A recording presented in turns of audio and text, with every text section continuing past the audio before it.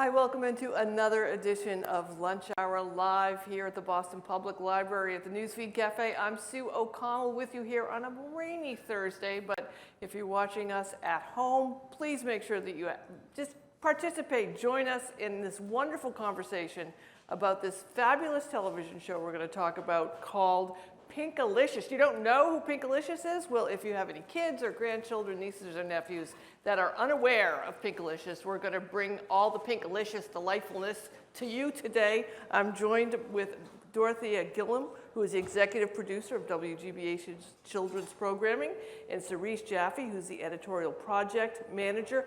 The second season of Pinkalicious debuts at the end of March. Who is Pinkalicious? Pinkalicious is a girl who loves to express herself through, she has very strong opinions. She's not afraid to be different. She's 7 years old. She does like the color pink, but she likes all colors too. And she has a younger brother, Peter, who accompanies her on her adventures in Pinkville. Now, is this an original content series, or does it come based on books? What's her origin story, as they say, in the superhero universe? She she comes from books. Victoria Can as the author-illustrator of the original Pinkalicious book. And so we joined up with Victoria when the books were about 10 years in. And we work very closely with her and have adapted it for television and games and all sorts of fun stuff. Cyrisse, what's so appealing? What was appealing about this project to add to the great halls of PBS's children's programming? Well, I think one of the most important things is its underlying arts curriculum, which really supports the show. It's a lot of fun, it's very entertaining, but it also inspires kids to be creative and to use their imagination. And kids naturally do that, but it's really nice to have a show that encourages them to stretch a little bit more than that and a little bit further. And it both provides kids themselves and then the adults who look after them, their teachers, their parents, older siblings even, really fun ways to express themselves through art, music, dance, theater. And so I think it's really special that way in that it focuses on something that, we don't always get in a children's television show. There's a lot of stickiness, a lot of interactivity that you can watch what's happening, but also participate in events and activities along with it. Right. Let's take a look at one of the images from Pinkalicious. This is Norman Plans a Play Date. I had the opportunity to watch a number of episodes from last season. What can we look forward to? What's happening with Norman, and who are these little gnomes? Norman is the garden gnome who lives in Pinkalicious and Peter's backyard, and he truly guards the backyard from pests and invaders and birds. And in this episode, Norman is smitten with Edna, who's a garden gnome in the community garden, and he wants to be her friend, but he doesn't know how to ask her over for a play date. And so Pinkalicious and Peter kind of coach him on how to ask kindly, which doesn't come naturally for Norman because he's a very gruff gnome.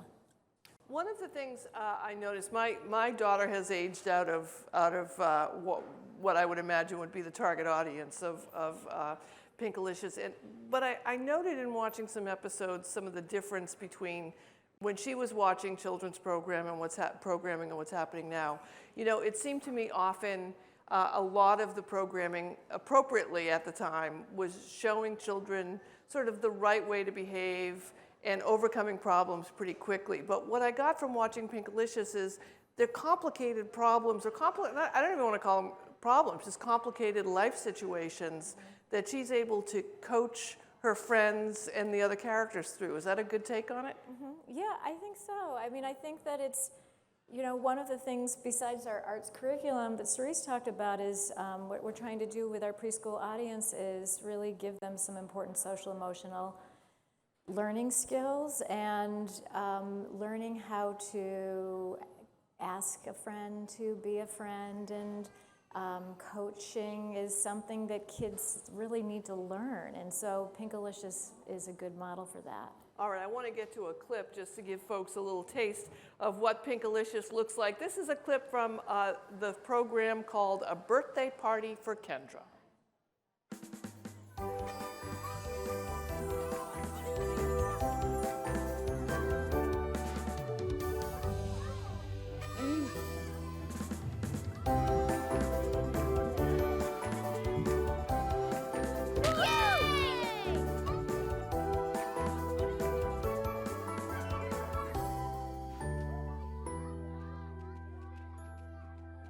Thank you for the party, Pinkalicious.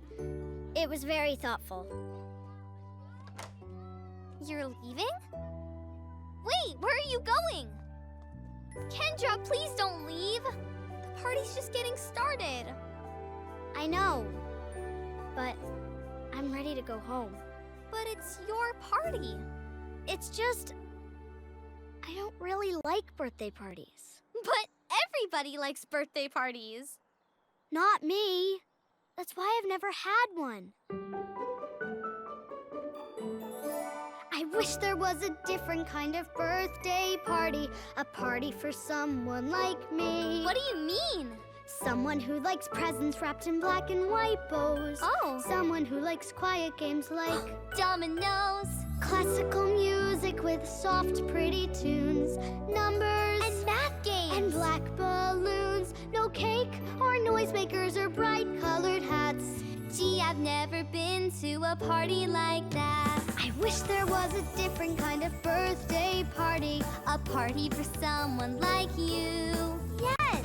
Someone who likes pencils and measuring tapes. Who likes doing puzzles and sorting shapes. Black sparkly streamers and black and white hats. I'd love to go to a party like that. But there's no such thing as a party like that. Anyway, thanks again for the surprise. I'll see you later. Huh? Oh, that's a clip from Pinkalicious on PBS Kids, which starts its second season at the end of March. I just thought that was just such a wonderful clip. We haven't talked about the music and the singing and how much activity in the artistic avenue is in the programming. Mm-hmm. Every half-hour show has a song in it, and that's important to support our arts curriculum, but just because we know preschoolers love it and it's so engaging for them, music. And we're really fortunate to work with some incredible composers. Mark Gordon in Belfast, Northern Ireland, and his team write all of our fantastic songs, which really are incredible earworms. You just find yourself singing them all the time. I want to encourage folks at home, if you have questions for us, you could just put them in the comments section and we'll get them up here to the panel. If you're watching us at the Boston Public Library, just raise your hand. Someone will come over and get your question to ask our panel. Cyrisse, what sort of materials go along, like with an episode like that, which is a message which I love because it seems in the not too distant past, it used to be just acknowledging that someone might have different tastes or be different than you are. And now we're talking about ways that you can build and accommodate and accept that people might not want to be Pinkalicious. They might want to be Graylicious, So what kind of materials go along with that to support the lessons at home? So we have a collection on PBS Learning Media, which is a free digital portal to hundreds and hundreds of lessons. It's for educators, teachers, librarians, but it's also for families, parents, homeschooling folks. And so what we do is take a clip, such as that one, and think about what would work as a lesson.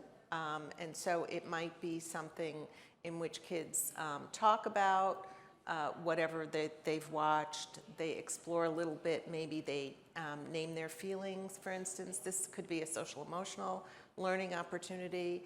And then they might do something to express different feelings. So the idea that there's a lot of diversity among kids. They come from different backgrounds. They might speak different languages, et cetera. And, there's value in every child and what every child likes, and you honor sort of that. And so it's a great opportunity in a classroom setting to explore those issues, and then the kids might do something. They might write their own song. They might build a sculpture. They might do a drawing. They might do a cooperative drawing. Many, many different ways that they could go. We work with the advisors who also advise the show. And then we create the lesson, and then we always try to have something that a teacher or a librarian or whomever could hand out to kids to take home to extend the learning beyond the classroom. Because we know that parents are kids' first teachers, and they're very important part of setting kids up for success in school, in life, et cetera. And so we give a nod to families to help them understand why art is important, and then how to do some simple stuff with your kids. So you might have a handout like this. For instance, this was done for an episode. It's called Mood Music, and it's something that kids can do with a little chart. Therapists will be very familiar with this: angry, sad, silly, confused kind of pictures. Yeah, and so, and then you listen to a song that talks about one of those feelings. So you listen to the song in your own culture, song that you love, a kid's song, whatever. And then through the week, you sort of track that. So that's just an example of something that you might do at home, and then kids can talk about it again at school, or continue to redo it. Just keep it going. Yeah. Dorothea, I was struck. I watched an episode from last season about a sleepover, and what struck me so positively about it was that, we often, in producers of content for kids, produce what the ideal is, right? So you're going to have a sleepover, everyone's going to be happy, and then you're going to go home. But the reality, as we know as parents and grandparents and caretakers, is that often someone is driving in the middle of the night to go pick someone up, or someone doesn't want to be there. And I just want to ask about what's the approach? How do you approach the segments? And we're going to take a look at some more in just a second. But, do you look at it as a problem or as an opportunity when you're talking to your panel of people who help craft the messages in each episode?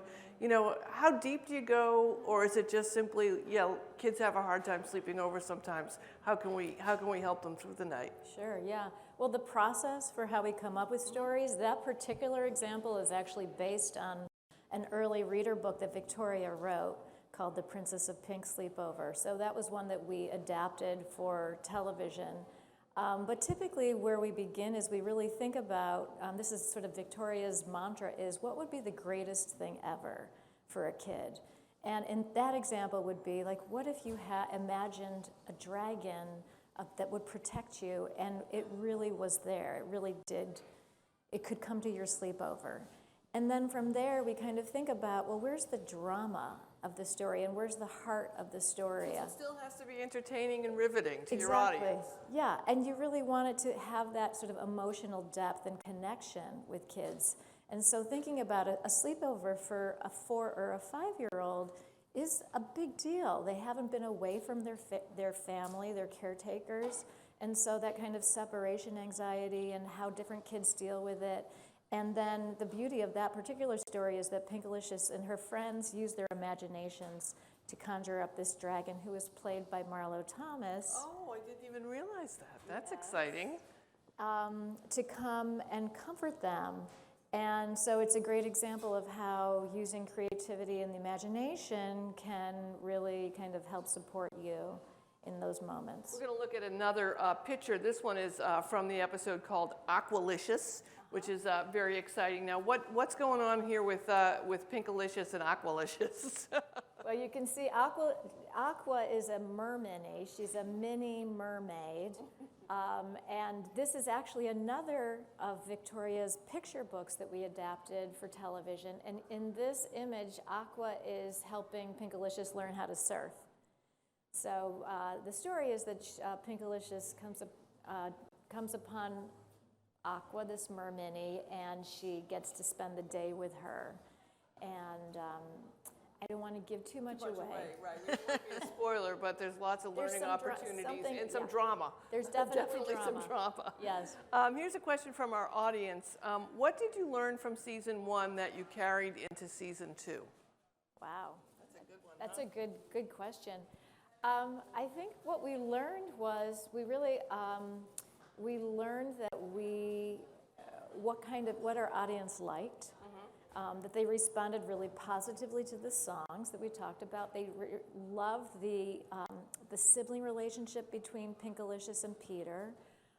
They loved the new kind of fantastical characters that we've created for this episode. So we had more fairies. We continued with more Norman stories. We continued. I'd love to be in that meeting where someone says, what do we need? Well, we need more fairies. I mean, get me more fairies, right? Yeah. We actually had a meeting where we talked at length about what sound does a unicorn make. Yes. These are the conversations we have. And then you come home and say, I've worked really hard today. And they say at home, what did you do? And you say, you have no idea how hard we worked to get the unicorn to sound correct, right? They pay us the medium bucks.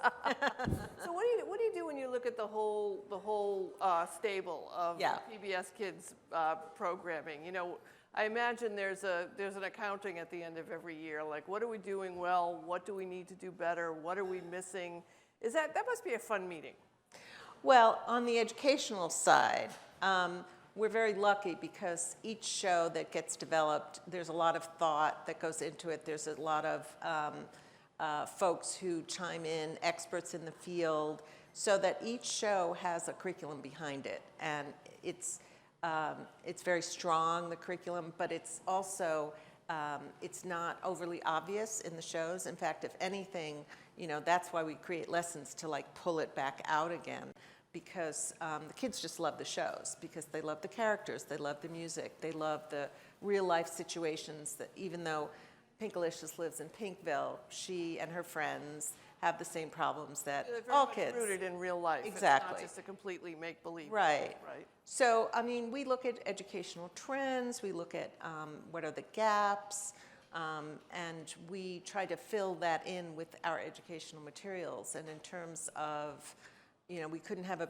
a better slate of materials to work with. We have another question from the audience, and this one is about being a grandparent. Do you ever include grandparents in the storyline and how they can play, that's in quotes, better, and also asking when it airs? If so, obviously we could talk about that as well as how folks can access it on the web, right? So grandparents, what's the role grandparents can have in interacting with their grandchildren around Pinkalicious?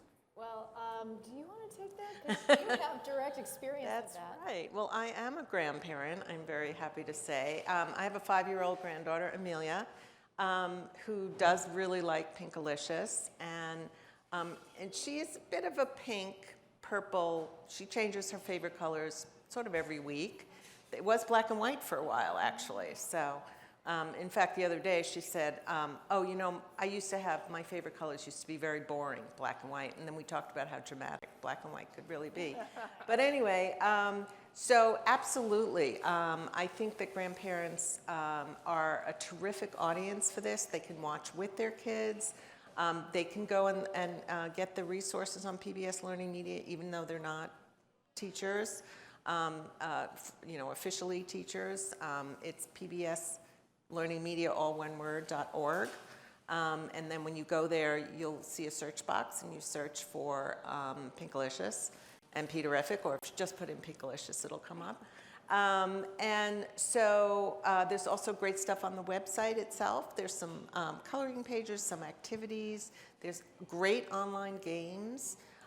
We also have done teaching tips on how to use the online games in an educational way. So it's really seamless in how the educational aspects work with the entertainment. And I'd also say, we talked a lot about sort of social emotional today, but there's also academic subjects involved. There's great literacy kinds of skills that kids learn in talking about and understanding their artistic expression. There's vocabulary that they learn. Then there's great math skills that they can learn, and measuring something, and planning, problem solving. So all of the fields of learning are included. Dorothea, I imagine you could plan an entire, if you've got your grandkids for the weekend, or you're caretaking some kids for the weekend, you could plan an entire weekend's worth of activities around the episodes, right? And they're available online. You don't need to go to the library to get them, or go to the video store. You can just get them online, right? Yeah, you can get them on PBS Kids has a video app that you can download. You can watch them on the PBS Kids YouTube channel. And of course, you can watch them on PBS and the 24/7 channel. And I bet that if a grandparent had a full weekend of Pinkalicious and Peterrific plans with their kids, then they would have, very popular. They'd be very popular with their grandchildren. At least for the weekend, right? Yeah. We recommend that if you have any questions, you can certainly give them to us here at the comments section. Again, if you're at the Boston Public Library with us here at the Boston, the Newsfeed Cafe, just raise your hand. We'll come on over and get your question. I want to show another graphic from Pinkalicious. This is the Pinka-Perfect Pet, which I was worried I wasn't going to be able to say. Well, what's this episode about? Don't give away the spoiler ending. Sure. Well, this episode was actually inspired by an experience our head writer Belinda Ward had, which was when she was young. When she was a child herself, they brought home a cat, and who was her cat and stayed in her room. And one day she woke up and the cat had kittens, which was the greatest thing ever. Kittens, as we know. Absolutely. And so this is an episode where that basically happens, and how Pinkalicious and Peter get their first pet, Rosie, a pink kitten. And this is a STEAM episode, actually, which is STEAM stands for Science, Technology, Education, Arts, and Math. Thank you. So it's a way that, as Cyrisse was talking about earlier, where the arts really infuse all aspects of, all different academic subjects. And here, Pinkalicious and Peter build a play structure for the kittens to keep them busy, and they decorate it, and they have lots of fun. How are you responding, you plural, responding to the challenges of very, very diverse society that we have now? I know when I was growing up, I was a little too old for Sesame Street, a little too old for Mr. Rogers' Neighborhood, but it seemed to be a somewhat simpler time in terms of programming, right? And the old standby used to be, and I imagine it still is, that a great way to cover things was just to make something an animal, right? Because if it's an animal, then it can be almost anything, depending on, now we know, we're informed, and we're better aware that, cultural issues are also important. You just can't make something an animal and expect that it's going to get through. How does all that complicated, that richness, how does that get conveyed through the episodes in general? Well, we try to be reflective in the world. We try to be reflective of our audience. And we know that today the PBS Kids audience is 40% African American and Latino. And so Pinkalicious and Peter's neighbors are, like her next door neighbor Jasmine is African American. Raphael and Frida, their friends who live across the street, are Latino. Their parents, Mayor Martinez is the mayor of Pinkville. And so we try to just, we want all kids to feel like they can identify with the characters, and so that we really are conscious of creating a world that reflects all the kids in our audience. Another question from our audience here at the Newsfeed Cafe at the Boston Public Library. When you start a new series, do you have an instinct about whether or not it's a keeper? And I would ask, how do you know when it's how long do you give it to breathe before you start making those kind of tough business decisions about it? Yeah. I think that we always we ourselves have a sense just of what we respond to, and having been in this business for a long time, what gets us excited, we get behind, and then we do a lot of testing with kids to see to confirm that. And most of the time we're right. So far we've been, touch wood, pretty well. Yep. Yeah. And, we're fortunate to be on PBS, which supports our shows for a really long lifetime. We have Arthur as a great example of a show that's going to be celebrating its 25th anniversary next year. So, when shows do well, as Pinkalicious and Peterrific have done, we expect a nice long life for them.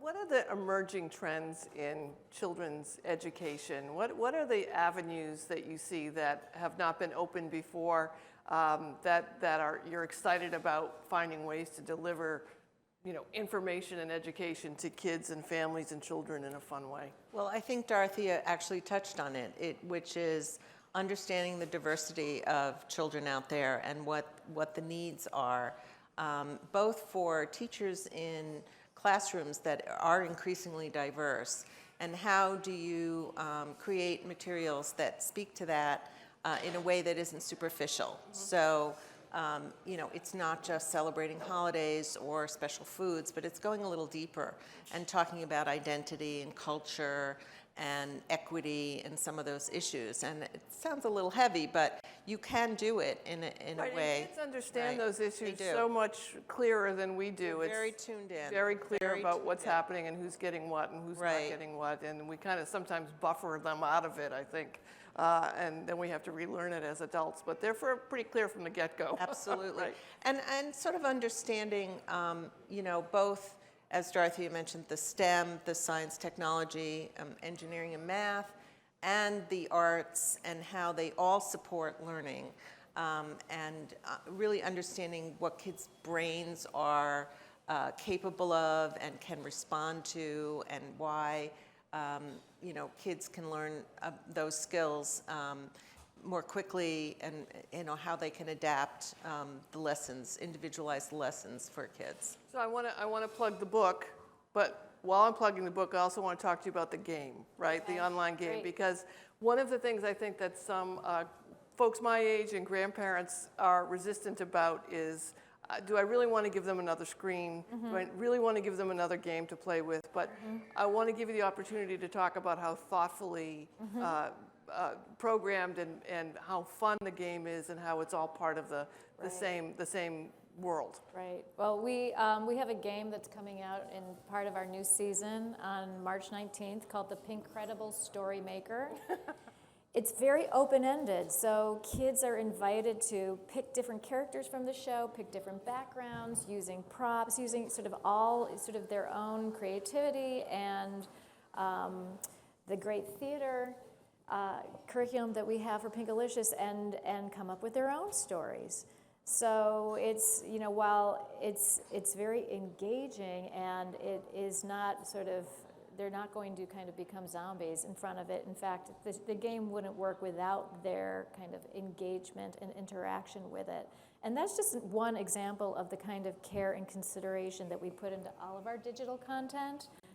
These are really enriching experiences that parents and grandparents and caretakers can feel good about having their kids learn from. And of course, we always recommend that there's some sort of supervision and guidance around the amount of screen time that all kids have.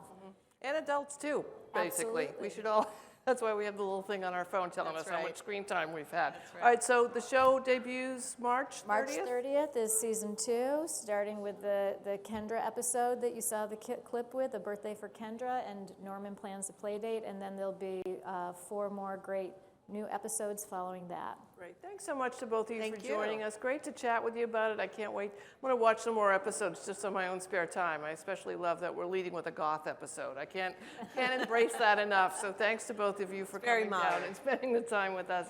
Thank you for watching. We appreciate you being here. I'm Sue O'Connell. Next week, Eric Jackson will be here exploring Black History Month through jazz music. Reminding you can watch all of our prior Lunch Hour Live episodes over at WGBH.org. Stay with us on Facebook and the Twitters, and enjoy the day. Thanks for watching.